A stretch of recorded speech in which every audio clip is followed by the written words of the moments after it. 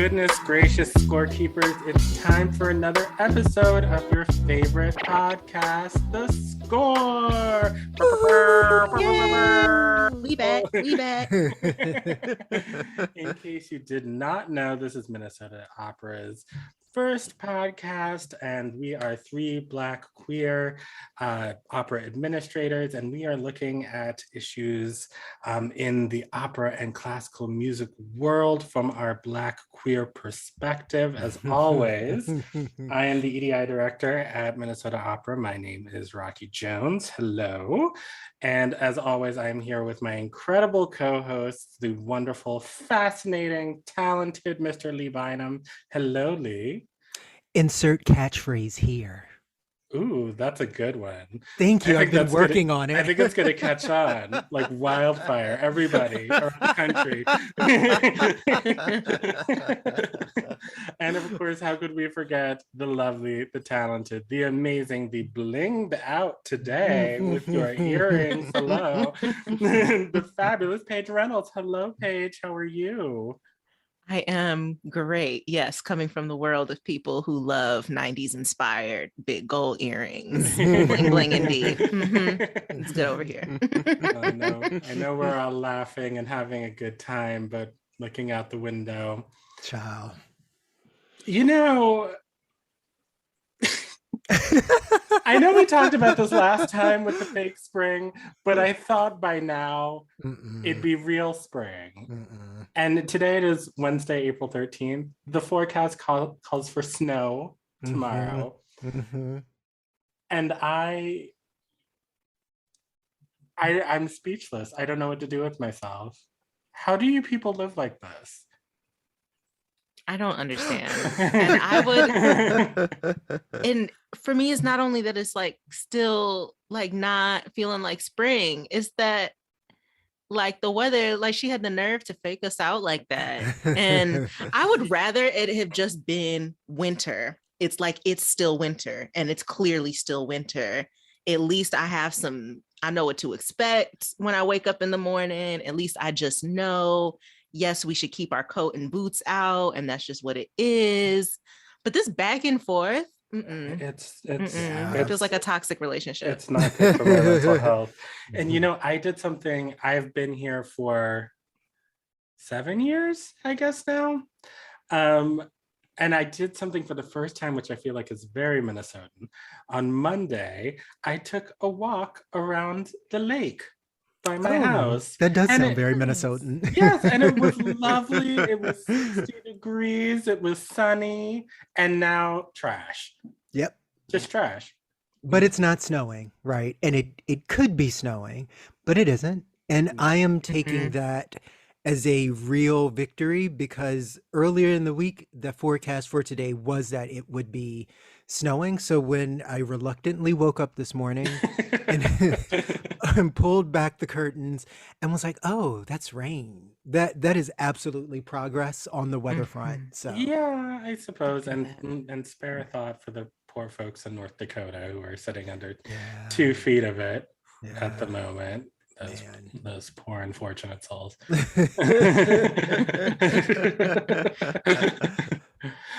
But enough about that. Hopefully in 2 weeks when we speak to you again, it'll be beautiful and sunny, and maybe we'll record this outside to deal with birds chirping.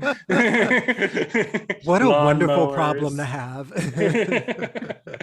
But we actually do have a bit of what I think is really cool news to talk about. I mean, it is a bit sort of self-referential, you know, talking about Minnesota Opera. But, you know, the other day, it's so funny because I was talking to Debbie Wong, who is the artistic director at Renaissance Opera up in Canada. Shout out to Debbie Wong. And she's doing amazing work up there. And you know, we were talking about, you know, a panel that she's invited me to be on later this fall. And I was just talking about some of the progress that we had made around EDI and access here at Minnesota Opera, and talking about how when I first started, I was the only Black person on full-time staff, who's a full-time staff member, and there were 2 Latine folks, and that was it. And now, on the occasions when I do find myself at the Opera Center, I walk around and I see so many faces of color, and it's so just fascinating and cool and kind of magical to see the way that we've shifted over the last 6 years. But as I'm having this conversation, I was like, I wish I had some quantifiable data to share. And like me and Lee, like a a magical unicorn, not 1/2 hour later was like, funny story, I have some quantifiable data to share. Shall I share it? Yes, share. Okay, awesome. Share. Let's hear a drum roll. Thank you. Yeah, drum roll. Let's act like we work in music. So we were running some numbers just for some sort of internal stuff, and we saw 2 figures that I was very over the moon to see. So we looked at some data from 2016 when we were really getting started in our EDI work, obviously before I came to the company, but an important time to market, right? And at the time, there were 4% of our staff identified as underrepresented people of color, people of the global majority, however you want to look at that term, right?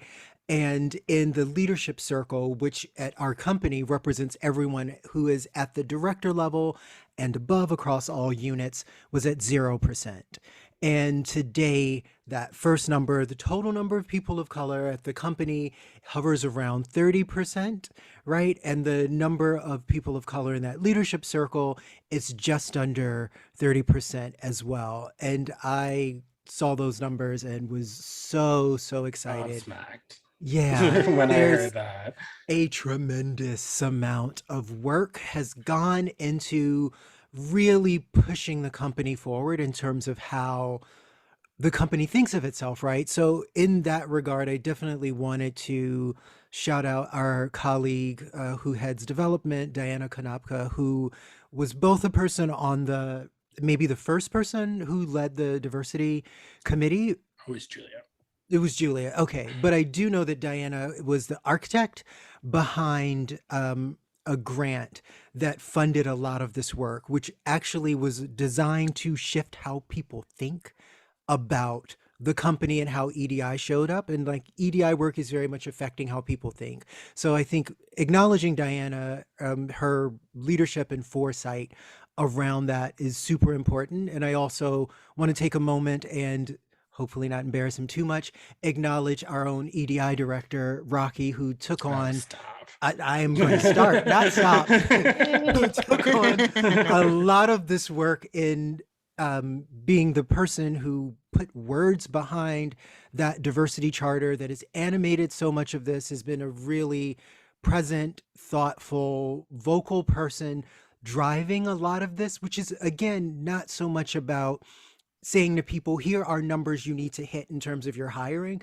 but really just trying to affect how we think about the company, how we see ourselves, and certainly Paige as well, who in multiple roles over the time that I've been here and before I got here has done so much to model what it is to have a person who is not represented generally at our company, which is to say we do not have a lot of women of color at the company, but really showing up as an important thought partner, as a strategist, as a role model, as a guide in why it's important to have diverse people represented on a team, what that does, how you show up, and also how you can do that from a position, even if that position does not have, director attached to the title. And there are lots of other people at the company who certainly deserve acknowledgement. And I'm almost nervous to mention some of them because I don't want to leave anyone out. But I know Pablo, Amanda, who's not at the company anymore, Julia, as we mentioned before, so many people have contributed to this work. Ryan has been an invaluable leader of this work. And I think without the contributions of so many people who are currently at the company, who used to be at the company, and who are in our orbit, who've pushed our thinking, who've challenged us, who've provided resources, who've reminded us why we need to be focused on this, I don't know that we would have been in this very fantastic situation right now. And the work is certainly not over, but I think taking a moment to pause and say, we did something that is not easy to do in this field, that is not easy to do in this geographic region. And we were really able to make a lot of movement here. And I couldn't be prouder to be a part of this company, even though I would love to be able to claim some piece of this. I just got here 10 minutes ago.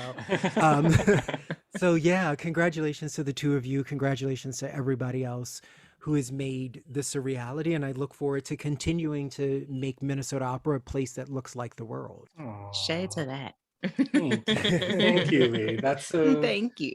Yes, that's very sweet. And I don't know, it just feels very, it's just very heartening, because I think we have a lot of conversations between the three of us, sometimes, especially in the last couple of years with COVID and in the wake of George Floyd's murder and all of the subsequent everything that has happened in this community since then, that you want to look at the work that you're doing. And I come from a communications background, so it's like, okay, write a press release. I wrote the press release. You like it? Cool. Give me money and praise. I made a video. You like it? Cool. Give me money and praise. Like, there's a product at the end. There's something finished at the end. And this is just so non-linear. Sometimes it's like taking 3 steps forward and taking 2 steps back. And so sometimes it's hard. It's like, you can kind of see the changes that are being made. Sometimes you can feel the changes that are being made, but to actually like sort of sit down and like see the numbers and like, oh wow, okay, we did do all of those things. we did all the things that we're saying is really exciting. And so often I'll see posts on social media that are like, I don't want to just see your diversity charter or your land acknowledgement. Like, how are you taking those words and putting them into practice? Like, how are they not just pretty words on a computer screen?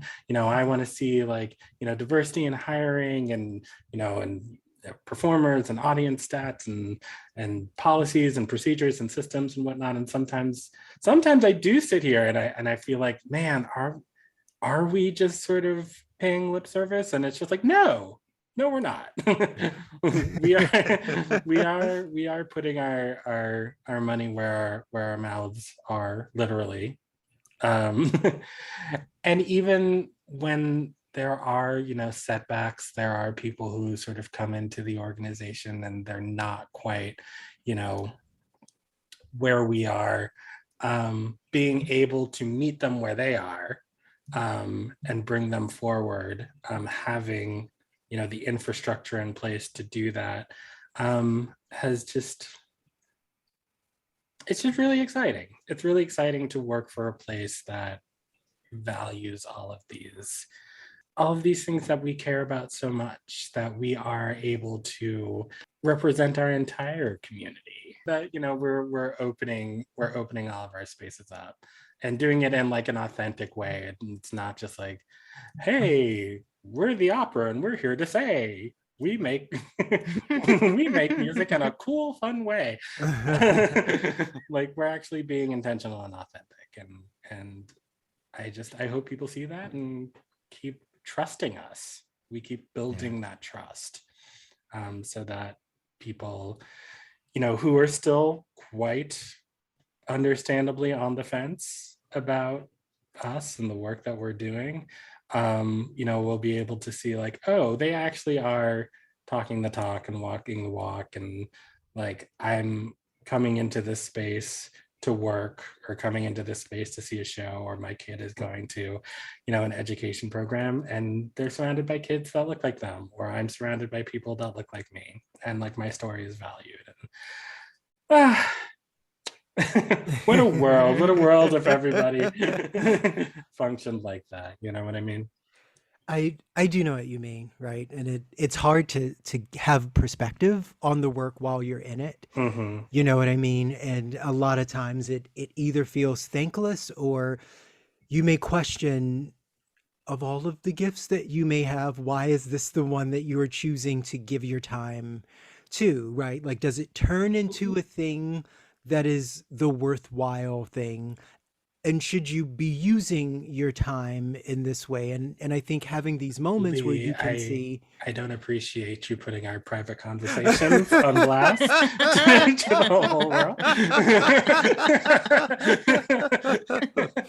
Or for all 4 people who follow me on Twitter who may see that I have days where I do have to pause and say, is this the project, right? Is this the right project? Or are we able to affect change here? Should I, pack up my toys and go work in corporate America, where I may or may not be able to see an outcome, but at least I'll be able to see some fantastic numbers on a check twice a month, Mhm. right? When I actually get these opportunities to kind of take a look back and hear that we are making some changes that people can feel. Or a few weeks ago, we had a fundraising event where I actually got to spend time with singers, singers who sing at the company, something I don't always get to do because my role is fundamentally administrative, and talking to 5 different singers who are singing principal roles in Carmen coming up, all of whom were people of color, which first of all was noteworthy in and of Mhm. itself.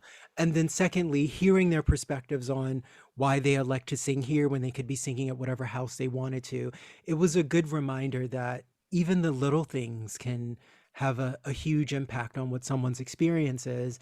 And everyone who works at the company, everyone who is touched by the company, is deserving of those little things, whether it's a wig that matches the texture of your hair, whether it's having that makeup or those undergarments that reflect your actual complexion, or whether it's just the fact that you can come through the door and you see somebody else who looks like you. I think these are things that really, really matter. And I'm glad that I get to be a part of an organization that privileges those experiences as being ones that are valuable.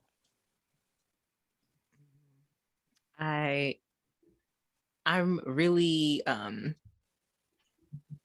yeah, I think that what's sitting with me most is being able to have an impact, like, but that lasts beyond your beyond your time at Mhm. a place. I Mhm. think especially as people of color, when I mean exactly what you're talking about, like, is this the project? Is this the thing to put my Yeah. energy into right now? Especially when we're often in situations where we may be the only one or the main one or Mhm.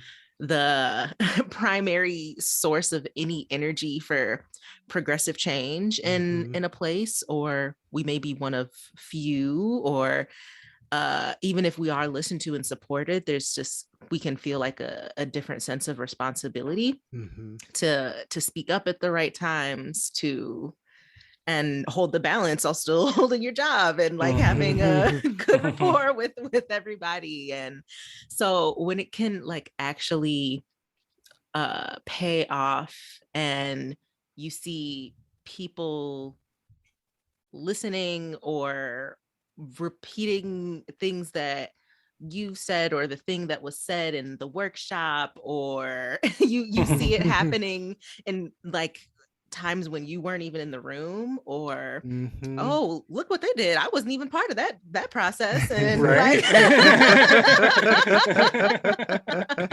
like that is the best feeling.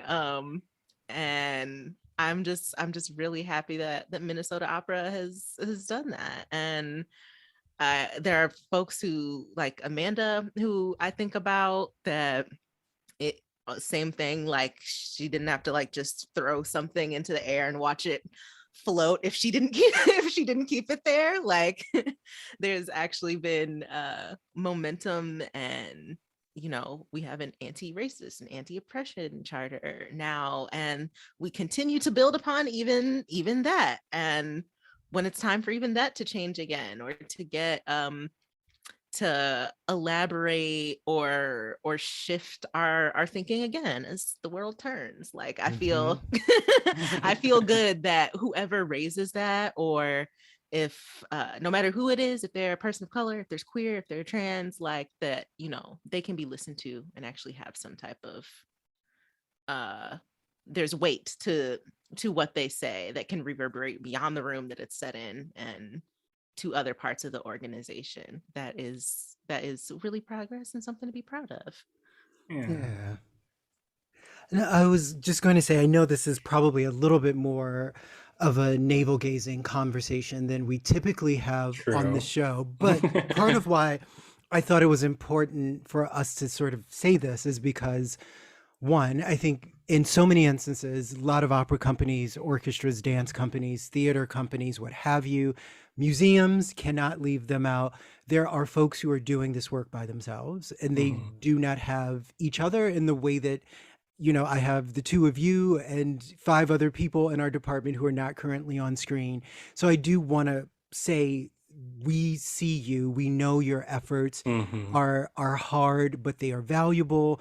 There are people out there like us, write to us, call us, come see us, right? Who will encourage you and tell you that there are reasons to keep on keeping on, because there is a such thing as seeing some of the fruits of your labor on the other side. And also, mini commercial, we are hiring an impact right now for an entry-level EDI coordinator. And part of why it was important for us to put that role forward is because I think there's a way that in the arts, we don't even know how EDI is supposed to work half the time, right? And so many of us who are in it have come to it from other job functions. We learn as we go. Very few of us have had any kind of organized training around this. We're going off of instinct and logic and hope in some instances.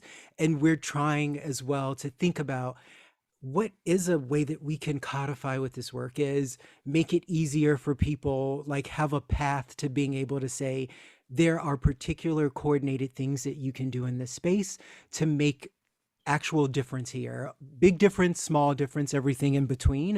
And I really just want to invite a broader conversation with people who don't work here, who may be, you know, listeners to the podcast regularly, or you're just catching this, and say, we really do want to hear from you and hear what you do, how you do it, what works, what doesn't work. Just sometimes if you want to say, hey, I just need a friend with whom I can commiserate, whatever that is, I think we can be in a broader community than we are easily able to be in right now. Absolutely. The score at mnopera.org is where you can email us. You know, and eventually we'll get off our duffs and figure out social media and all of that.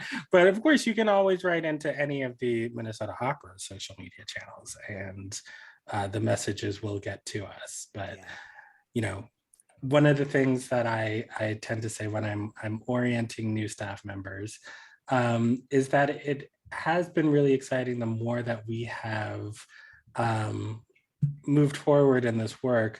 You know, some of the people who, you know, we're not into this sort of new way of being, sort of ushered themselves out of the door. And so right now we are left with a community of people who are really activated, and who just understand the value of this work. And what that means is that we're attracting more people who see that we're doing this work and they want to come be a part of it. Which is so exciting. And so our community is growing more and more and more and more. So if that sounds like you, come join our community. Yay! Come be a scorekeeper. Come be our assistant. Super exciting.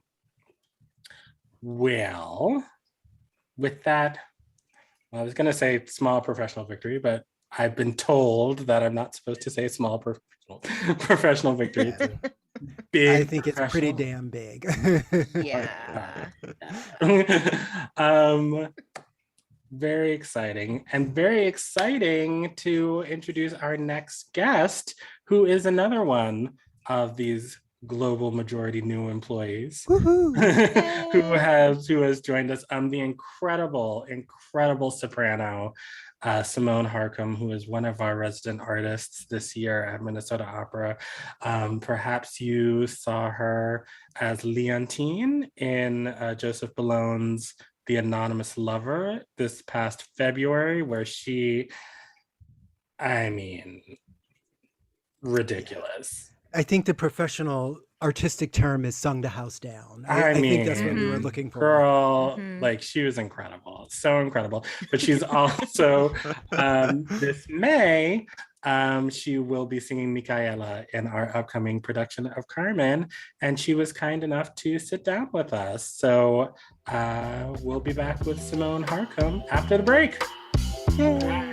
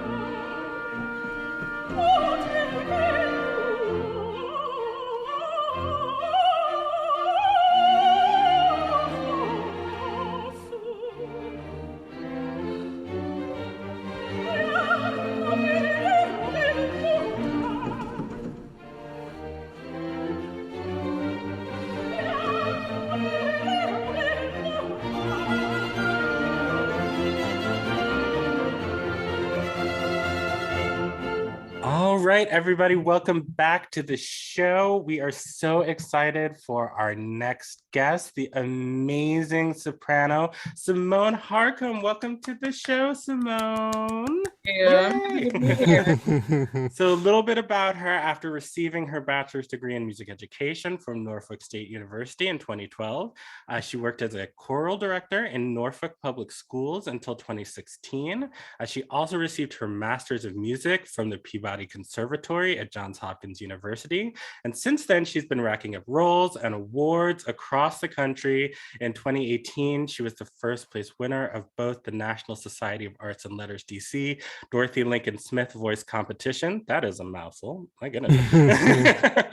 And the Sylvia Green Voice Competition. She also won the 2021 Opera Ithaca competition and has sung all over the place. Opera Maine, Virginia Opera, Des Moines Metro Opera. The list goes on and on. This past season, she joined us here at Minnesota Opera as a resident artist, where you may have seen her amazing, incredible, I can't even say enough about your performance in The Anonymous Lover as Leontine. Just spectacular. And next season, she's going to join us as a company artist. And you can see her in Rinaldo and as Donna Anna in Don Giovanni. But the reason for the season, y'all, is this May 8th through the 22nd at the Ordway. Go on down and get your tickets. And you can see her in Carmen, where she'll be singing Micaëla. So excited, directed by the incredible Denyce Graves. And we are so honored to have you here on the show, Symone. Thank you. I'm honored to be here. Well, first of all, I just have to ask before we get into Carmen and all the stuff. So see a lot of Norfolk and Virginia and Johns Hopkins DMV references in that bio. Are you from Virginia? The DMV? No, so okay. I grew up in Baltimore. Nice. Okay, be more. Yeah. Okay. I was born in Houston, but my mom moved me to Baltimore when I was like 5, maybe. Late enough for me to have like an awful country accent when I got there, but early enough for me to call Baltimore, my home. Yeah. Nice. Well, I'm originally from DC, so yeah, that same area, and Paige has got DC ties, and Lee's from Richmond, so it's kind of the place to be. It kind of is. Coming to Minnesota was a little bit of a shock to me. And, you know, I love Girl. it. Wonderful. Yeah. Yeah. But I am an East Coast girl, honey. I don't know. I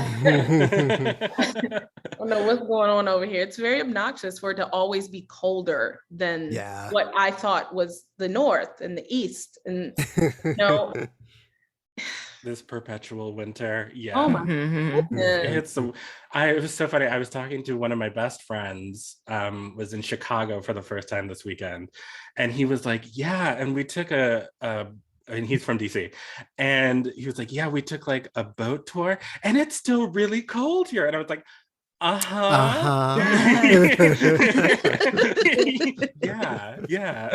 I am not here for it. I'm so not here for it. I look out my window and it starts snowing. I am angry. Okay. Yeah. Angry. I cannot handle it.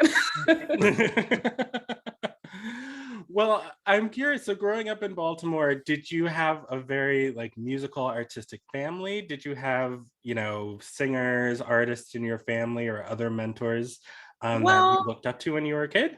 Yeah, well, my mom was a choir director. Oh, nice. All my life. She was one in Houston. And when we came here, she was directing the choir at Good Shepherd Baptist Church in Baltimore. And I sang there. I was on every choir. When I was 9 or like 10, it had to be 9 or 10. Yep.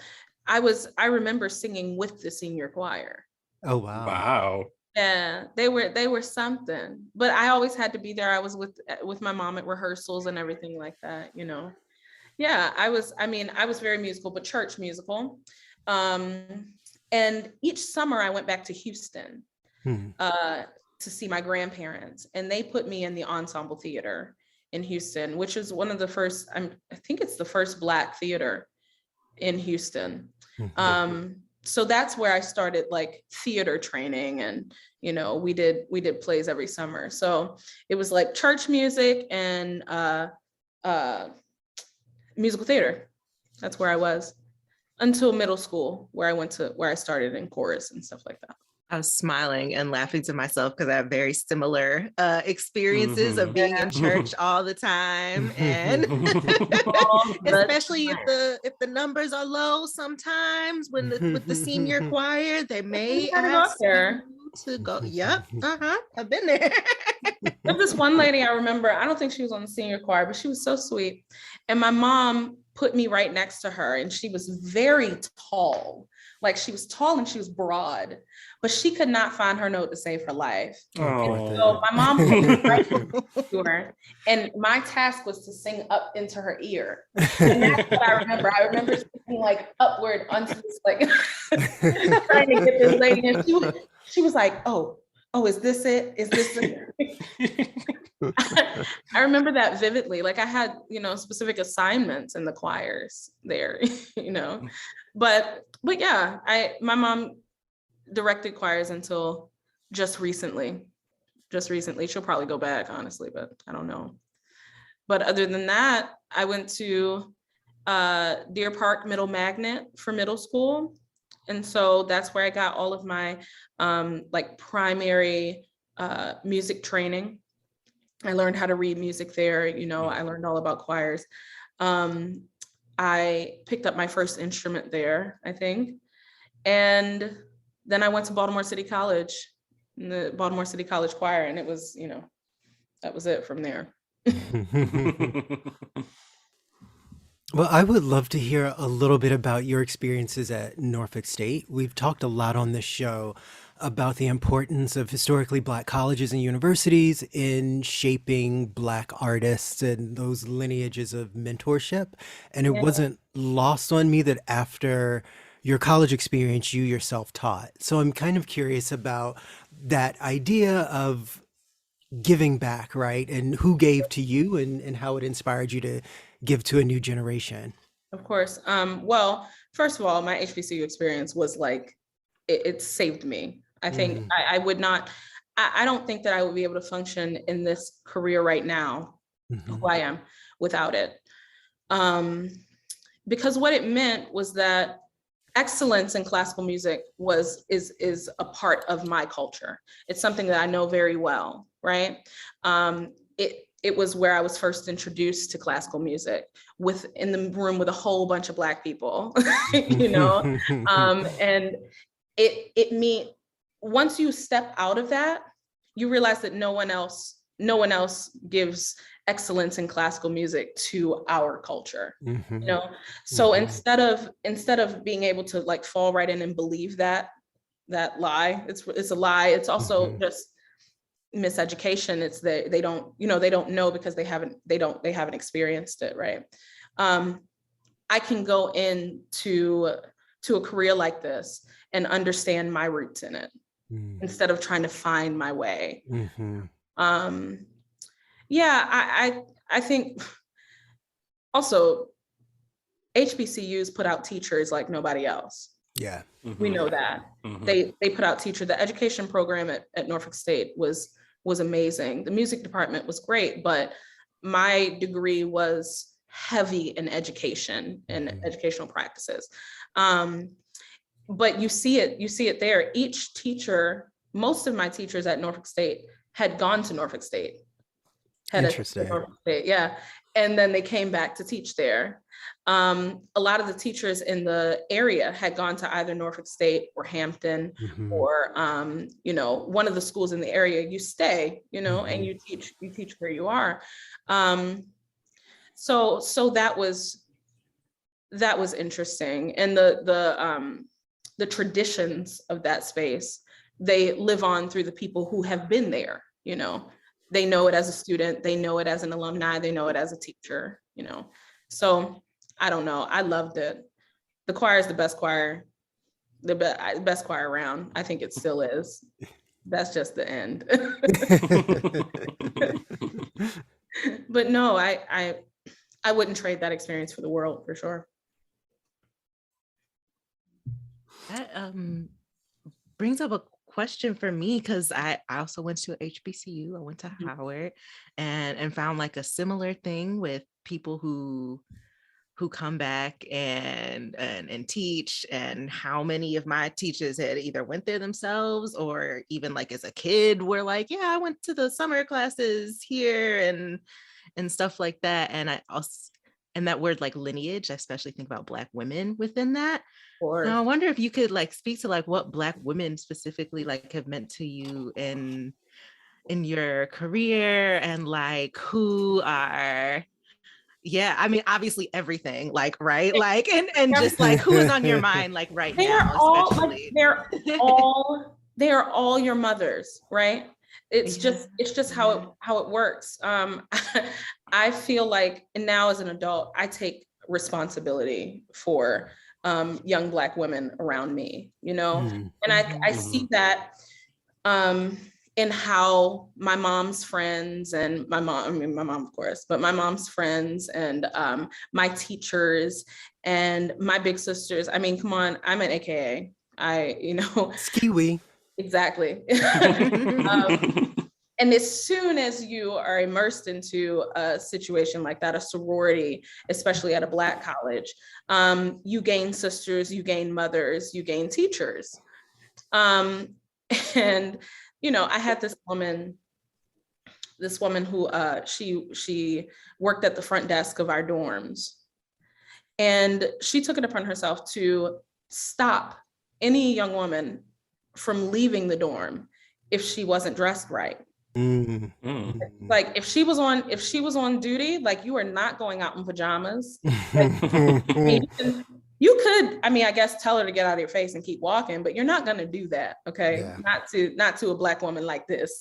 Like, you're not going out there in your pajama pants. You're not going out there with your bonnet on. You're going to go back upstairs and get dressed and then come back, So it's that kind of, it's that kind of polishing that you get from, Black women. And for me, that there have only been Black women, who have made me kind of who I am now. My mom growing up, she was strict. She was very strict. But she wanted to make sure that I knew that I could tell her anything.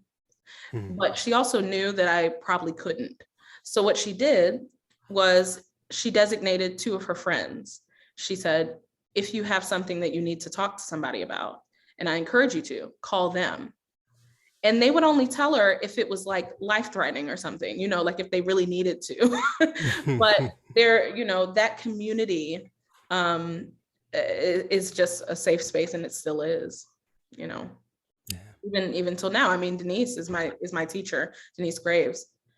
I mean, she immediately became my teacher, my mentor, sometimes she's my mom, sometimes she's my auntie, you know, and it was just that way. And I mean, I think it's because she's a Black lady, honestly. And what has the experience of working with Denyce been like on Carmen, something she knows probably better than anybody ever, including Bizet, right? She is in authority in the room for sure. Yeah. So as of right now, I mean, I've only had a couple rehearsals with her. I've been in and out this week. But my first 2 staging rehearsals, we got through all of Act 1. I mean, I know her in a lot of ways. You know, I worked for her. 2016 is when I met her, I think. But she's never directed. And you know what? She's never seen me in a rehearsal room either. So this is a very new experience. And I realized, being a director and being a singer or being a teacher are 2 totally different things. Yeah. And she's always been brilliant, and she knows Carmen in and out. I've just kind of been in awe. I've just kind of been sitting there just really proud, like, yes, go get him. Because you can see her passion. You can see her passion in it. You can see her investment, just like you can see it in everything she does. But I love seeing it in the room. And to be able to communicate with her about my character, because I'm singing Micaëla, is not a new thing, because we do that in voice lessons, you know. But it's fun to be able to collaborate now, you know, officially. Yeah, I mean, I would imagine that just must be such a magical experience to like have this person that you've idolized and worked with in such a different capacity, like now be here and be your director. I just think that must be just so exciting. It is exciting. It is exciting and new. I appreciate that. So I'm curious, do you have, any advice perhaps for, artists of color who are perhaps considering this as a career, aspiring composers or directors or singers or librettists or what have you, coming up, anything that you have found on your journey that, you would want to impart? I think first that there is not one way to do it. You know, everybody's career is different. Everybody's path is different, and everybody wants something different out of this career. You don't know exactly the ins and outs of the career until you've experienced them. So I think it's really important to stay honest with yourself about what you want out of your lifestyle and what you want out of your career. And know that deciding your exact makeup of this career is not a reflection of your success. There's a lot of people who are going to tell you, or who've told me how to navigate the career, right? You never say no to anything, right? They say you never say no to, a role or something, sure. Right? Don't turn down work, right? They say, you got to keep hustling, right? Like being a singer is it's such a huge responsibility to keep your voice in check and to to be ready for each role as it comes. You sacrifice a lot personally, I think, socially, things like that. And to keep going with no breaks is a huge sacrifice that I think you need to choose to make, I've met so many principal artists who are like insanely pristine singers. who they don't take 6 shows a year. They take 3, and they have a family and they love it. You know? Yeah. Mhm. And sure, that doesn't mean that they're singing at the biggest houses all the time, or they're not the best known, but they have a life that they love. And even now, as I'm picking up more work, I'm really taking a look at what I want, what the possibilities are, and what I'll take and what I'll leave. So I think my advice would be to be flexible and to be honest with yourself, and to only answer to yourself. Well, because at the end of the day, you're all you have, really. Yeah. Absolutely. You know. Well, I'm curious. Has Denyce given you a piece of advice, whether that's, you know, in singing or in life, that you carry with you? I mean, all the time. Mhm. All the time. But no, I think on it for me, the best advice she gives is her example. Mm. I feel very lucky to have the access to her that I do. Mhm. And because I've always said, she teaches me much more outside of the voice lesson than she ever has inside. She taught me a lot in the voice lesson. Mhm. But the voice is one thing, but how to build a career with a reputation of, you know, being on top of it, being kind, you know, being like really, really invested in what you're doing and giving yourself to it. Of course. I mean, she is the example of that. You know, and I just love watching her navigate those things. And that's another thing that I'm learning, you know, the amount of focus and real investment you have to have on the stage for like that long amount of time is not anything that I would have ever that I could have even understood. Mhm. So, you know, when I first got to Peabody, I was giving everything I could, but it wasn't enough. And, you know, she's like, well, that wasn't enough. And I'm like, well, that's all I had. And that's not true. I mean, as you grow and as you learn, I really am coming to understand what she means. Mhm. And come to admire her and a lot of the other artists that I've seen over the years, admire them so much more because you understand the load that they've been bearing, right? And how skilled and how focused they had to be to create these beautiful careers and this music all the time. Well, we certainly admire you. I think seeing you in The Anonymous Lover, where you gave this wonderfully committed, fully realized, very, very thoughtful, nuanced performance. It made me super excited for what you will do in Carmen with Micaëla, which is always my favorite part. And I feel like it's, you know, like it maybe it's not as flashy as Carmen, but I feel like she has a real arc, right? And a relatable one, because no good men are everywhere. And I think many of us have experienced one or two in our time. So I'm really excited to see what you're going to do with it and you know, hear it for sure. I struggled with Micaëla for sure. I was very confused by her. And you get the Carmens that I've seen, it's easy for them to play Micaëla as, you know, very kind of, you know, scared and running around after this man, you know, and just not relatable at all, right? So I'm gonna be honest, I never liked her. I never liked the character. I was like, absolutely not, you know? And I have these thoughts about characters all the time, you know? Like, I'm here for Aida. Aida's my homie until she goes into that tomb. There is absolutely no reason for her to do that, okay? None. Have to agree. Fine. Okay. Liu, you guys know Liu. She goes out there in this doc. Liu, I wasn't here for Liu until her aria. until Tukedi right? Tukedi Liu says, you know what?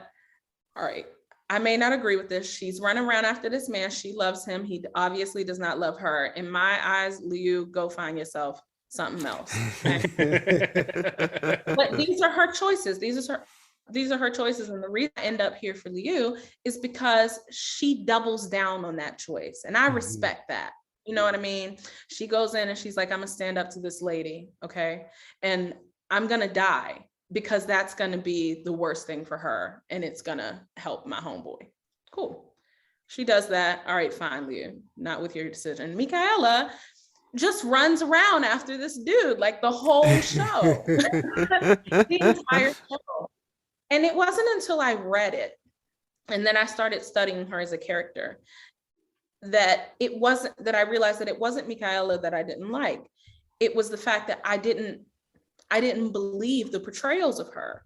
Yeah. Nothing in the libretto, nothing in the music says that Liu is this delicate person. Maybe she's a bit naive, possibly in act one especially, you know. But the truth is that his mom, Don Jose's mother, sent Micaëla to go and find him, you know, and give him this message. Don Jose's mother raised Micaëla, okay? There had to be some other people around, okay? So when you say, hey, look, I'm in the hood, okay? Let's say I'm Symone, I'm in the hood and I got 5 kids around me, okay? I need one to run down to the 7-Eleven and get some essential items. Are you going to choose the little punk or are you going to choose like the one going to make it there and make it back, right? So number one, Don Jose's mother tells Micaëla to go, which means she must have some steel, okay? When she gets there, she doesn't immediately run away from the soldiers that are trying to get her. She finds her way out. She maneuvers her way out of it. At the very end, she goes to get Don Jose from the mountains. Unprompted. She says, well, he's been taken by this awful woman. I'm going to go and save him. She goes into the mountains by herself. There's no way that Micaëla is a scared little girl. Yeah. Maybe she's a little naive. Maybe she's a little lovelorn, but she makes a few statements. So that's my task in Carmen, to validate Micaëla, at least if only for myself. You know what I think? Like the sound of that. I do too, and I'll tell you, you know, the piece about Micaëla that I always find so compelling, and I think this comes through better in Carmen Jones than it does in Carmen, because I actually think some of the cuts give some clarity, and the fact that Olga James, who sings the role in the film, is one of the few actors who's actually doing her own singing. So I think there's a way that it comes together differently, but she loves him, right? And she loves him in a way that we don't see anybody loving anybody else in this piece. And I think there is something so compelling to the fact that whether it's her loins already being girded or the love is pushing her to do it, she's willing to like put herself on the line in a very different way that the sort of lust-driven actions of some of the other characters are. And I think there's just so much there. And also her R's are just super well. I mean, Carmen Jones is what they did in Carmen Jones that is not laid out plainly in the opera is that they established a relationship of Micaëla and Jose. Yeah. You know, when she came in, you know, they were already talking about when they would get married. You know, he said plainly, yeah, that's my girl. You know, in Carmen, I think that's up to us. Yeah. Exactly what their relationship is. And that was one of my first questions, like, where are we here? They have feelings for each other? Sure. Has that ever been expressed? You know, because I think that's good information, you know, in setting up the relationship. Because I mean, I don't know if you've had a friend where all of a sudden you have different feelings for them. That very natural friendship would at some point become awkward. because you don't know how to relate to them in that way, or you haven't said it yet, right? So yeah, it's not laid out in the opera exactly where their relationship lies. But in Carmen Jones, they set that up very well. I have found that same thing. I think that was always my impression. Like, that's what I thought Carmen was supposed to be. Certainly the first time I saw it, I can't even recall the opera. I couldn't even recall what production it was, but it gave more of the impression that just like, oh, like maybe this was his little girlfriend, or maybe they had a crush, and and then here goes Carmen, and it was kind of like, well, okay, well, all's fair in love and war, then I guess. So it hurt much more. It hurt much more in Carmen Jones. It really did. Yeah. I mean, come on, like that's that's awful. It hurt much more. Like they already had plans to see each other, and he left. They were supposed to get married that night. But you know what I appreciate in Carmen Jones? They had a lot more time for him to try to fend Carmen off than in the opera. In the opera, he's just like, well, bye. Yep, I think yep, let's do it. Micaëla who? But I think but also they were tailoring it to a certain audience too, right?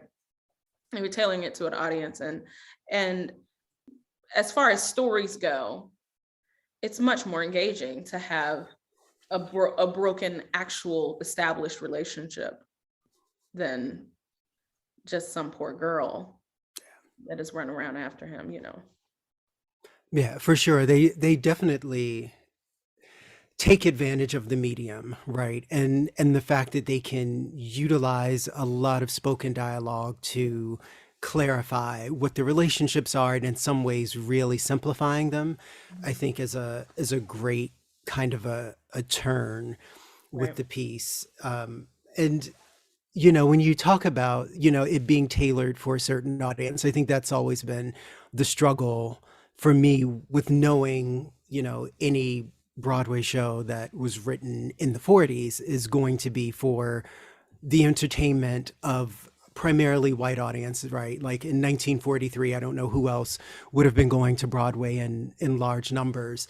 And the fact that like there are aspects where they are, you know, either performing Blackness, even being Black people, or going for something that is meant to evoke Blackness is a very curious kind of a thing to watch, even when something like Beat Out That Rhythm on a Drum, you know, is executed in a way that's like, oh yeah, those are real Black people playing these roles and you know, inhabiting that space of Black joy that we so frequently are searching for in the opera.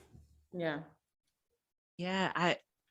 Speaking of Beat Out That Rhythm on a Drum specifically, like that's one of those scenes where I think then specifically, actually, I had the same thought of, oh yeah, this was made for like somebody else. Like this is clearly very Black, and like only we could have done this song like this. And at the same time, just the whole dynamic isn't fully giving what a Black space would give. And it's just one of those moments where you become like super aware of, you know, like this feels familiar, but doesn't have like the intimate aspects of how we relate to each other present. Like when we talked about Carmen a hip opera, like to compare like the grittiness levels almost, you know, Carmen Jones to me was, I think some of the interactions just between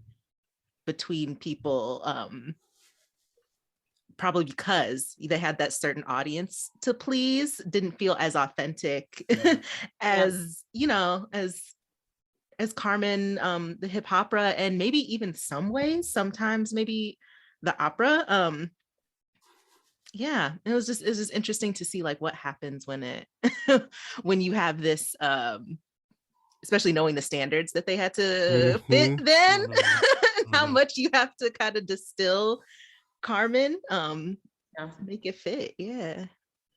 I mean, that song I feel like was the one I used to watch Carmen Jones years ago, like with my grandmother when I was young. I do remember that. But now knowing the show, that was the piece that was the most striking for me, like the most had the most striking difference, you know. And I loved it, but I just wanted it to go somewhere else, right? Because, you know, with us, you know, our music is gonna shift. We're gonna have a real solid B section, okay?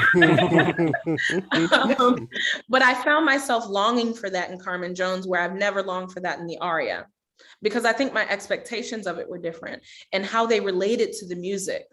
Yeah, was like right on the edge of what I know, that like it's just right on the edge of like real good, like, I mean, I can't say real good music because it's a beautiful aria. The aria itself is insane, but my expectations for it were different in seeing it there. So it was kind of teetering. The whole movie kind of teetered, you know, on right on the edge of comfortability for me, now that I know the opera.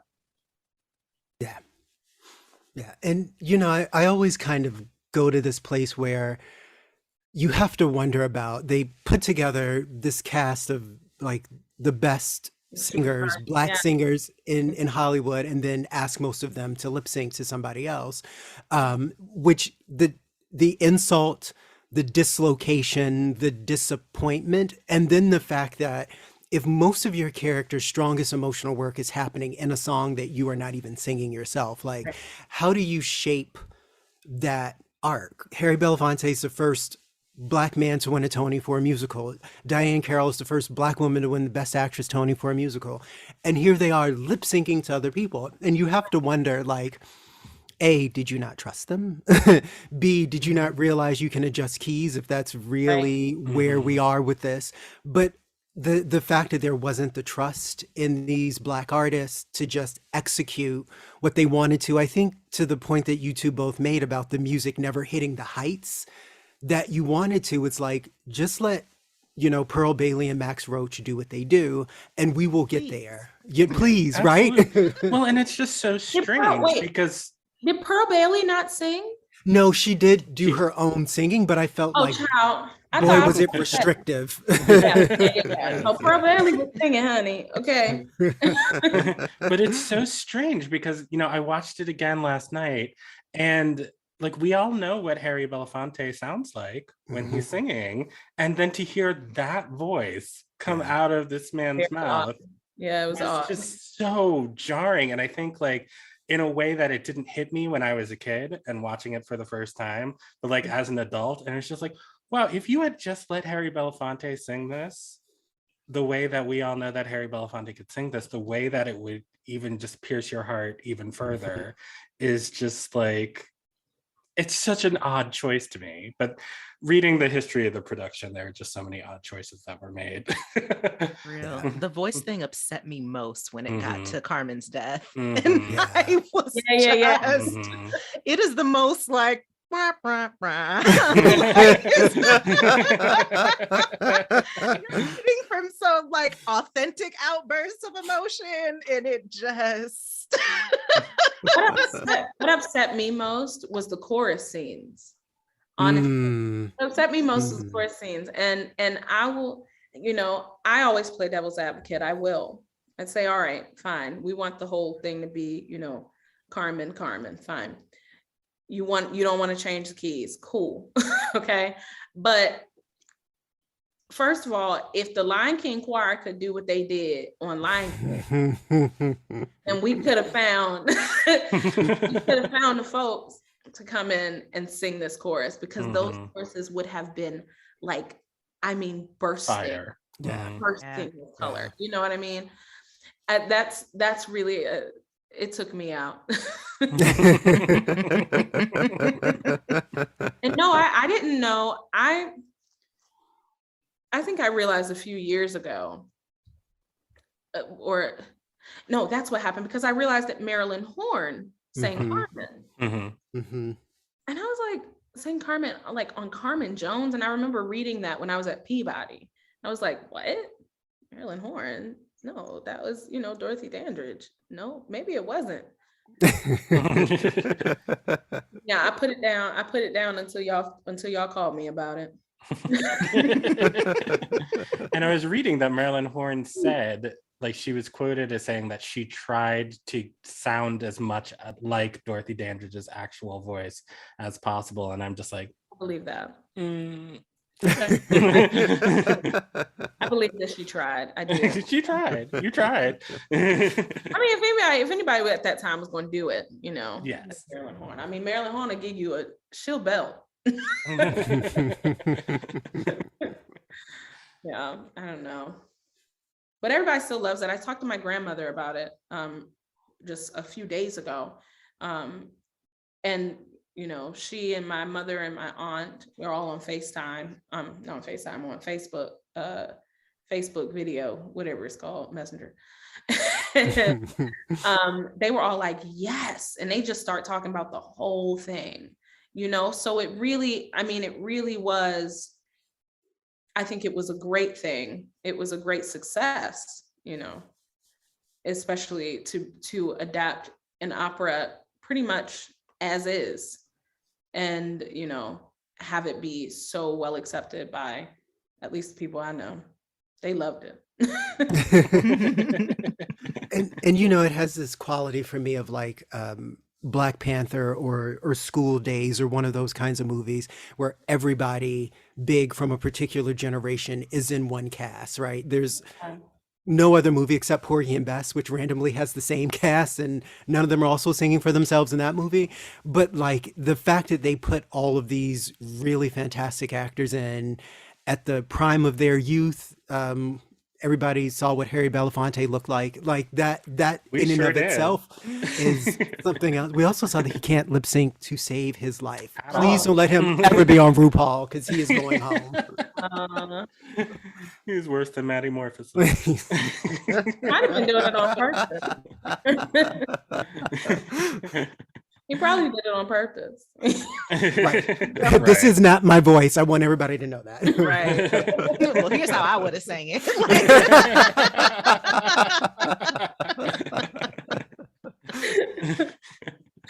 Yeah, man.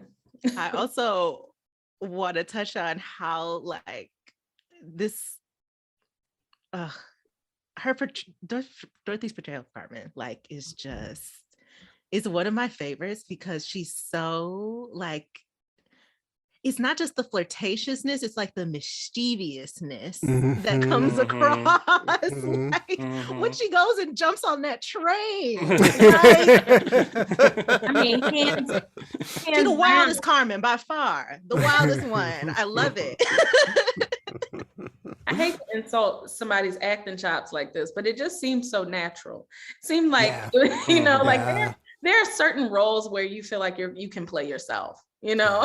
And I feel like that was probably Homegirl. I think she was maybe that's how she navigated. Well, that's what's so crazy about it. Apparently, Otto Preminger, when she first auditioned, was like, "You are not sexy enough for this role. You need to go and play like Micaëla," and originally cast her for that. And then like they met up and had their affair and whatnot. And then right. I was thinking he must have been kind of okay with her flirtatiousness. He went over to her house one night, I guess, and then she was Carmen. But I mean, it's just a testament to her incredible acting skills that, like, I mean, she just oozed sensuality in every scene that she's in. It's incredible. Yeah. Truly incredible. And the way she got her dresses, child. That scene when she was at home, when she had brought him to her house, I thought that was a beautiful addition. That was very nice addition. Yeah. And it showed, like, it was surprising for me, watching it again, that that's also not present, in the opera's Carmen. But I think it's very, very relatable for, Black people. Yeah. To be all of this, to put on this show, whichever kind of show you're putting on, whether it's like Strong Woman, whether it's very, very sensual, whether it's just like I mean, not caregiver, but you know, the hard kind of caregiver who I'll fight you for Mhm. my kids. But when she got in the house, you know, she immediately started tending to him, Mhm. you know, and I think that's something that, you know, Black women, for better or for worse, you have to have it, you know. Yeah. And I thought it was just such a breath of fresh air seeing that scene portrayed in Carmen Jones. She had a way with that role where she kept her, you know, in that mischievous, sensual place, but she stayed sympathetic, right? And she Mhm. did things like the scene towards the end where she has with Cindy Lou, the Micaëla, where she's kind of like, girl, keep it moving. Like, you see what this is. This is not for you. Like, there, she did it not in this way that was like, this is my man, get out of here, but much more like, I'm going to tell you something from one woman to another. Mhm. And I found it so affecting, right? Like there's just something about Dorothy's understanding of how to hold that role, how to hold the movie with as much going on. She fully deserved that Oscar nomination. Mhm. Many times as I've seen The Country Girl, I actually think she should have won. And Yeah. it, you know, it's really one of those very iconic performances that I wish Dorothy had lived longer for a lot of reasons, because I think she had so much more as an actress to give. Absolutely. Well, I'm looking at the time, and if you want to go see another iconic performance, soon to be iconic performance, y'all go to mnopera.org, grab your tickets for Carmen so you can see Symone as Micaëla, May 8th to the 22nd. I'm so excited for this show. So excited to see you again on stage, Symone. And thank you so much for being here with us. Before you go, though, do you have any places, websites, social media handles that you want to drop if anybody Oh, wants to check sure. out more of your work? It's really easy. My website is www.symoneharcumsoprano.com. And my Instagram is at Symone Harcum Soprano. Well, there you go. Symone Harcum Soprano. That's all you need to know. It will not change. Well, Symone, thank you again so much. It was such an honor. We're Thank you. so happy you were able to make time in your busy schedule for us. I know that you are tired. Bro, you just got off a plane. But I made it. You guys are great, and I love it. It's very cute. I'm here for it. Liven me right up. I can take the day on. Oh, good. Thanks. Thank We're you. 100% here for you, and so excited to see you in Carmen. Well, thank you to Symone one more time, and we will be right back with Pure Black Joy. Woohoo! Woohoo!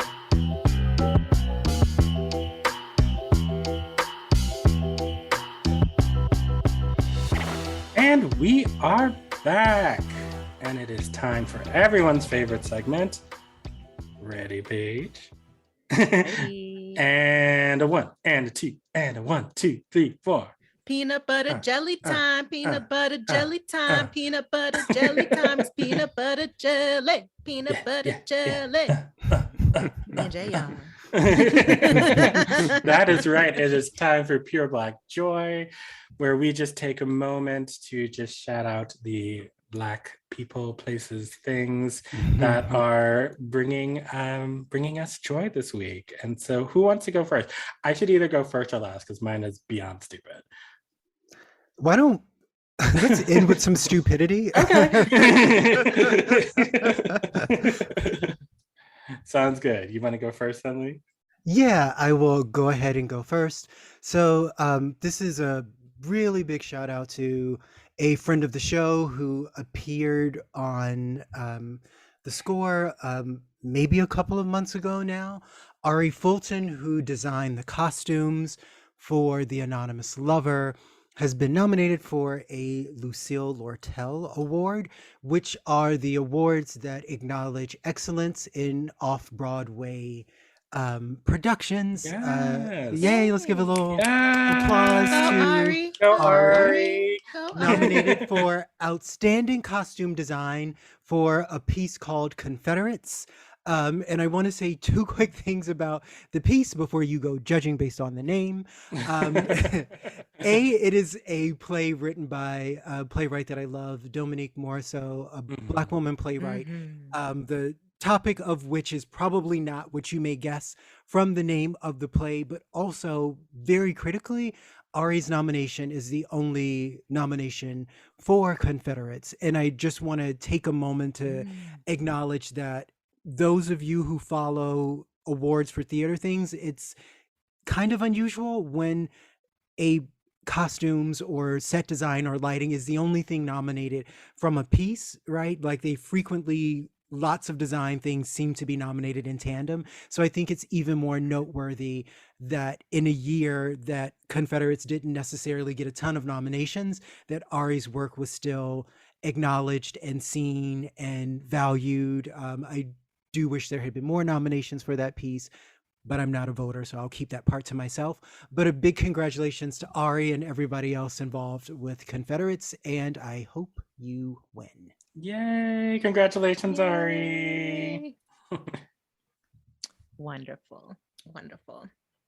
Well, my pure Black joy for this week is the joyous production that I saw of Jelly's Last Jam at Theater Latté, based here in Minneapolis. Y'all, it was a Black good time. It was so wonderful. I mean, I went to support my good sister friend and fellow Howard Bison, Alexia Thompson, who just slayed. Oh my God. Like I've been know her voice was like butter since college, but she just took that butter and just slathered it all over the theater. It was so good. It is just amazing what people can do when they just get the right role. I was like, I hope that she just gets bookings on top of this. But Jelly's Last Jam itself is written by also one of my favorites, George C. Wolfe, and is about the jazz musician Jelly Roll Morton, who was a Creole from Louisiana, and he created a very Black form of, was part of the creation and of a very Black form of music. Had some real issues with the origins of that music and his own Blackness. And George C. Wolfe, if you know his work, amazing Black playwright, and does not shy away from our own internal issues as Black folks. So he really grapples with like the colorism in just such like smart but comedic ways. And the show was a good time. It's great singing, it's good dancing. It was like just the uplifting yet thoughtful, and like it gave me a mix of everything. It gave me a mix of everything, from the commentary on race to the amazing music. And shout out to having body size diversity as well in their cast, having like plus size people in roles where they're not just matronly or not just comedic, like where they're also seen as desirable or funny, but not like the butt of the joke. Like love it. So that shout out to that. Shout out to everyone who was a part of it. The director, who I wish I had her name in front of me right now, but if we can link in the show notes, y'all can take a look at just everyone who was a part of it, because they were incredible. Oh, shout to Latté Da for that. Jelly's Last Jam is one of my all-time favorites, and I'm so glad to hear that this production was a good one. And also shout to your friend, because that makes me very, very curious, and I hope they put stuff online so those of us who missed it can still enjoy pieces of the show in some way. Is it still running? So I believe so. I think it runs through like early May. Oh, okay. Oh, that's good to hear. Yeah. So I think there's at least one or two more weekends at the very least. because everything you just said made me really want to go see it. So Yeah, if you like jazz, if you like Black folks, if you like satire, then it's for you. Well, shout out Theater Latté Da. Shout out to them too. I mean, because my friend was in it, I want to repeat like a point that was made at the after party, because I went to opening night and, you know, gave her flowers and everything. But something that the director said, that like, this is such an amazing piece, but like many of George C. Wolfe's works, they're not exactly the first to be programmed by white theaters or white run theaters or theaters that have traditionally had a lot of white leadership. Yeah, because it's kind of real. It gets kind of raw just as it is entertaining. So yeah, shout out to them for programming it for real. Beautiful, beautiful. Well, I know I said mine was stupid, but first I want to start with something that's not stupid at all, quite the opposite. You know, and I just want to officially, I know we talked about this a little bit last week, but officially, Justice Ketanji Brown Jackson. Shout out to you. Thank you so much. Good luck to you. And we love you and we are rooting for you. Absolutely. But I don't know, were you all into the Real World back? I know you were like a zygote page, but I was about to say, well, Real World has been stayed on for a very long time. Yes, so I don't know nothing about the OG stuff, but there was a Real World of my generation, and yes, I watched it. Well, because like it got messy in the 2000s after Vegas, and it became all about, you know, hooking up and getting drunk and whatnot. But like before that also started kind of messy. Well, yes. I mean, it was messy, but in different ways. Yeah. Because that season with Tammy Roman, that was a mess. It wasn't not funny. I'm still scarred. That was actually, I watched the first 3 seasons and I stopped after that one because I was like, I don't know where this is going. Well, yeah, no, in San Francisco with Puck. Was that with Puck? Oh, Jesus. Yeah. So maybe it was only the first season I liked, so, actually. Yeah. I've just enjoyed the cultural impact. Well, so there was a season in New Orleans, I think it was in like 99 or 2000 or whatnot. And what Paramount Plus has been doing lately is like inviting like the old cast from the 90s to reunite and then like filming what happened. So they reunited the cast with Tammy Roman, and there's like a meme of her in her bonnet with like a little Virginia Slim. I have seen that.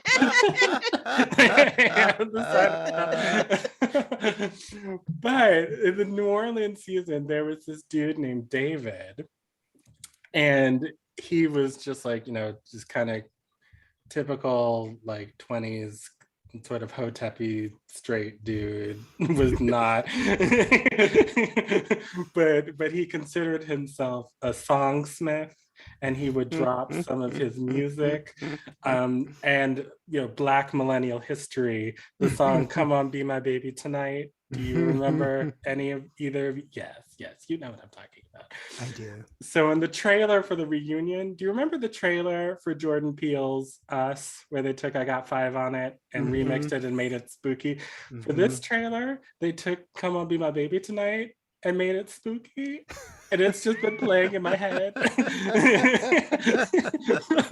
last week. Every time I think about it, I fall out. So I just want to thank David. Come on, be my baby tonight. Come on, be my baby tonight. I see how you treated all the other thugs you've been with. Sir, that is Lucky, a lady from Guys and Dolls. Okay. No, they took it and they made it spooky, and every time I think about it, that has just been like my pure Black joy for this last week, because I just fall out every time, and you all have to hear it. It's amazing. The song specifically is your pure Black joy. The song. Yes, spooky remix. Come On Be My Baby Tonight. See, I told you it was stupid. Well, maybe somebody will do a spooky remix of our peanut butter jelly time song. So all of you Ooh. talented producers out there, let's see what you got. Or Yeah. Joseph could do like a spooky remix of our theme music. Oh. Mm. Oh. I want like a spooky, like chopped and screwed version. So, with the, we can add like a deep voice in there that says it's the score and all that. Like make it sound like it's a mixtape.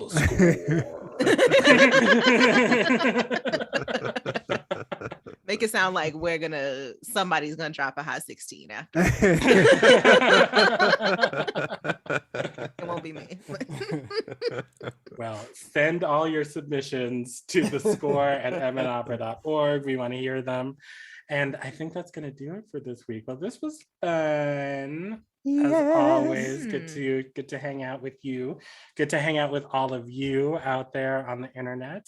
Thank you once again to Symone Harcum for joining us. Go see her in Carmen this May. You can get your tickets at the link in the show notes, and go check her out, Symone Harcum Soprano, on all of the various places on the internet where you can go to see people. Anyway, I'm gonna stop talking now, other than to say, I looked at our Apple Analytics, and we've gotten a few more reviews, which thank you. Hey, thank you. 5 so much. stars. However, I did notice that there's still just the one with words. So I feel like I'm just like getting out here at the end of the show and screaming into the void. Are people just not listening to the end of the show? Do I need to put this at the beginning of the show? Maybe next time I'll put this at the beginning of the show, but we would like reviews with words, please. The 5 stars is fine, as long as it's 5. 5. Cinco. I'm not joking around. And subscribe wherever fine podcasts are aggregated. Share us with your friends, and I think that's it. Any words of wisdom? Yeah. Not my strong suit whatsoever. Not at all. All right, well, One step at a time. One day at a time. One foot in front of the other. close your legs to Mary Jane. All right, that's it. We're out. Bye. Hey. Bye.